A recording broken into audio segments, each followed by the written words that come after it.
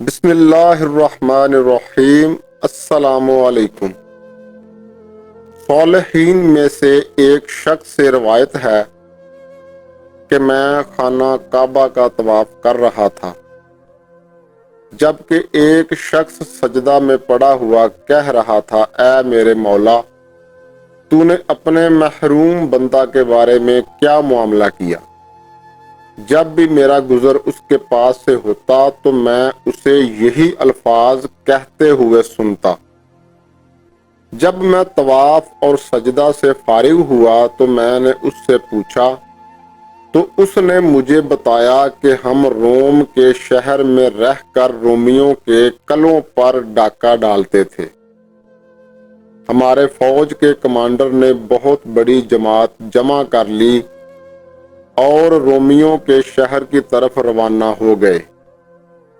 Commander صاحب نے ہم میں سے 10 آدمیوں کا انتخاب کیا، جن میں بھی شامل تھا۔ ہمیں رومیوں کے ٹھکانے کا جائزہ لینے بھیجا۔ جب ہم میدان میں آئے تو وہاں تقریباً 60 کافروں کو دیکھا۔ پھر ہم نے دوسرے میدان میں نظر دوڑائی، وہاں بھی تقریباً 600 آدمی نظر آئے۔ ہم نے اپنے کمانڈر کو اس کی خبر دی۔ اس نے رومیوں کی طرف مسلم فوج کا ایک لشکر بھیجا تو مسلم فوج نے ان سب رومی کافروں کو گرفتار کر لیا۔ اس کے بعد ہمارے کمانڈر ہمیں کہنے لگے، تم لوگ برکت والے ہو، لہٰذا تم لوگ رات کو معمول کے مطابق مخبری کے لیے نکلا کرو۔ چنانچہ ہم نکلے تو اچانک 1000 سواروں کے گھیرے میں آ گئے۔ انہوں نے ہمیں قید کر کے بادشاہ کے سامنے پیش کر دیا۔ بادشاہ نے قید کرنے کا حکم دے دیا، لیکن اسے یہ بتایا گیا کہ مسلمانوں نے ان کے قیدیوں کو قتل کر دیا تھا، جن میں بادشاہ کے چچا کا بیٹا بھی تھا۔ تو بادشاہ کو بڑا غصہ آیا اور ہمارے قتل کا حکم دے دیا اور ہماری آنکھوں پر پٹی باندھ دی۔ ایک شخص بادشاہ کے پاس کھڑا تھا، اس نے کہا، ان کی آنکھوں پر پٹی باندھنا ان پر نرمی کرنا ہے، ان کی آنکھیں کھول دیں تاکہ یہ ایک دوسرے کو قتل ہوتے ہوئے دیکھیں، یہ ان پر زیادہ تکلیف دہ ہوگا۔ جب ہماری آنکھوں سے پٹیاں کھول دی گئیں تو میں نے اپنے پاس کھڑے ایک شخص کو دیکھا جو ریشم کے کپڑے زیب تن کیے ہوئے تھا اور سونے سے آراستہ پیراستہ تھا۔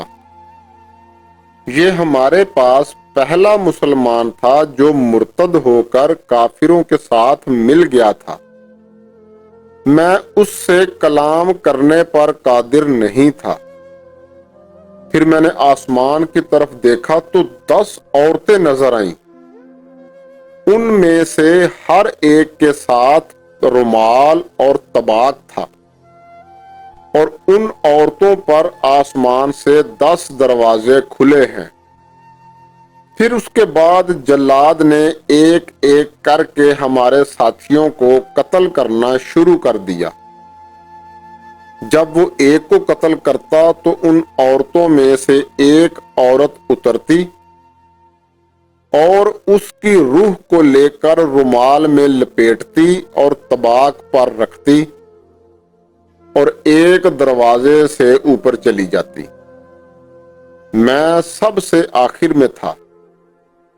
جب حکم مجھ تک پہنچا تو آسمانی عورت میری طرف آنے لگی تاکہ میری روح کے ساتھ وہی معاملہ کرے جو مجھ سے پہلوں کے ساتھ ان کی سہیلیوں نے کیا تھا۔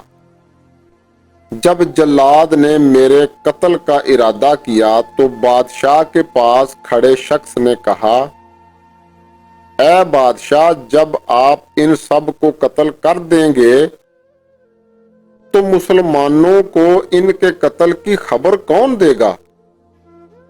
اس لیے اس کو چھوڑ دو تاکہ یہ باقی لوگوں کے قتل کی خبر مسلمانوں کو دے سکے۔ لہٰذا انہوں نے مجھے چھوڑ دیا اور وہ عورت مجھے محروم کہتی ہوئی واپس چلی گئی۔ اس لیے میں یہاں رو رہا ہوں اور عرض کر رہا ہوں، اے میرے پروردگار، تو نے محروم کے متعلق کیا کیا؟ میں نے اس سے کہا کہ تو نا امید نہ ہو، اس لیے کہ اللہ پاک کا فضل بہت وسیع ہے۔